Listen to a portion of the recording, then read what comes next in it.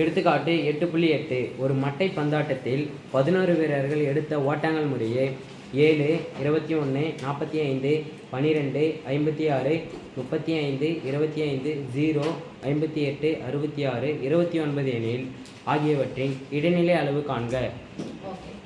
மட்டை பந்துக்கு இங்கிலீஷ்ல என்ன?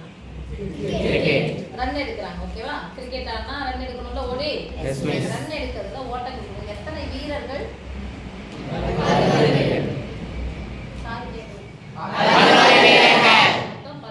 பேர். இந்த 11 பேர் 8 ரன் வந்து கொடுத்துட்டாங்க. எவ்வளவு ரன் ஒரு ஒருத்தர் எடுத்தான்னு சொல்லிட்டு கொடுத்துட்டாங்க.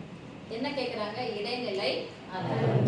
இடைநிலை அளவுனா இடையில இருக்கக்கூடிய அளவு என்னன்னு கேட்குறாங்க. இடையிலன்னா நடுவில், ஊடாக நடுவில் இருக்கு. அப்போ இதை பார்க்கும்போது இடையிலானவங்க எடுத்துறாங்கன்னா இல்லை, கொடுக்கப்பட்ட இந்த தரவுகளை எந்த வரிசையில் எழுதணும் அப்படின்னா ஏறு வரிசையில் எழுதலாமா? ஃபர்ஸ்ட் எடுத்தோம் என்ன வரிசையில் இருக்கும்? ஏறு வரிசை. அப்ப ஏறு வரிசை எழுத தெரியணும்னா அந்த நம்பர்ல 1 நமக்கு தெரியும். 1 வந்து அதுக்குள்ளதான் இருக்கு. ஏறு வரிசை அப்படிங்கிறது அப்ப இருக்கிறதுல சிறிய நம்பர் எதுன்னு பாருங்க. 7 இருந்தா ஒரு அண்டர்லைன் பண்ணிட்டீங்கன்னா விட்டுறலாம். 0 7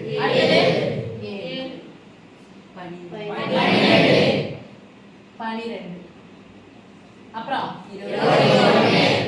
20ல 1 25 2 இருக்குது, அதுல 21. அப்புறம் 25 அப்புறம் 21 அப்புறம் 35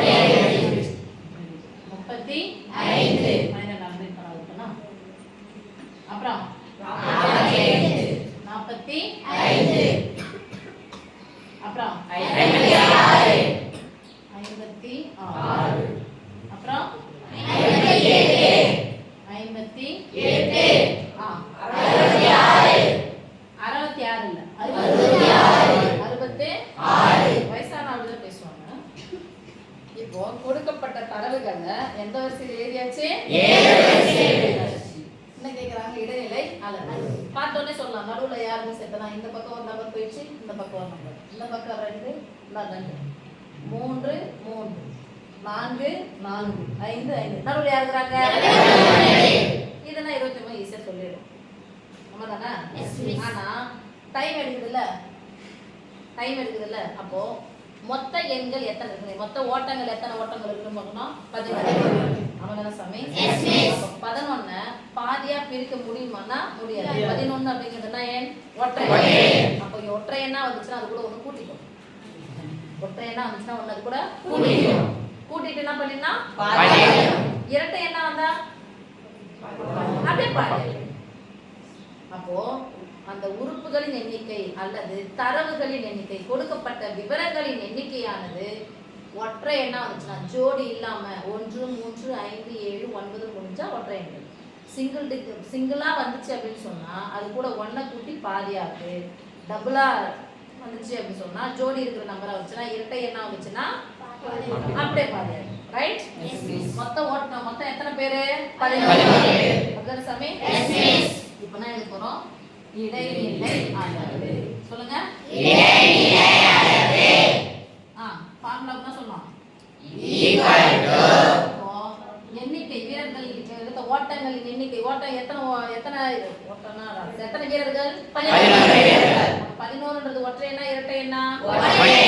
என்ன பண்ணோம்? 11 கூட 1 கூட்டினோம். இது ஒற்றை எண். 11 அப்படிங்கிறது ஒற்றை எண். வீரர்கள் எத்தனை பேரு? 11. அப்ப ஒற்றை எண் தானே? இது ஒற்றை எண் தானே? இது ஒற்றை. அதனால என்ன பண்றோம்? 11 கூட 1 கூட்டிக்கிறோம். அப்ப ஃபார்முலா என்ன பண்ண போறோம்னா, n கூட 1 கூட்டி பாதியாக்கு. n கூட 1 கூட்டி பாதியாக்கு. என்னது? எண்ணிக்கை. என்னது? எண்ணிக்கை. இப்போ ஸ்மால் லெட்டர் தான போடுறீங்க. இப்போ நான் கேபிட்டல் லெட்டர் போடுறீங்க. ஸ்மால் லெட்டர் போட்டாலும் தப்பு கிடையாது. சரி சாமி? Yes miss. இப்போ சொல்லிக்கலாமா? Yes miss. வீரர்கள் எண்ணிக்கை எத்தனை? 11. 11 கூட 1 கூட்டினா எத்தனை சாமி? 12 by 12 பாதி எத்தனைமா 6. அந்த ஆறாவது ரன் எவ்வளவுன்னு பார்க்கணும். ஏறு வரிசையில 1 2 3 4 5 6 முன்னாடி நம்ம சொல்லும்போது இதான் நம்ம சொன்னோம். இடைநிலை அளவு 29 எழுத வேண்டியது 6 ஆறாவது உறுப்பு 29 இதான் இடைநிலை. ஓகே சாமி? அடுத்து கேட்கலாமா?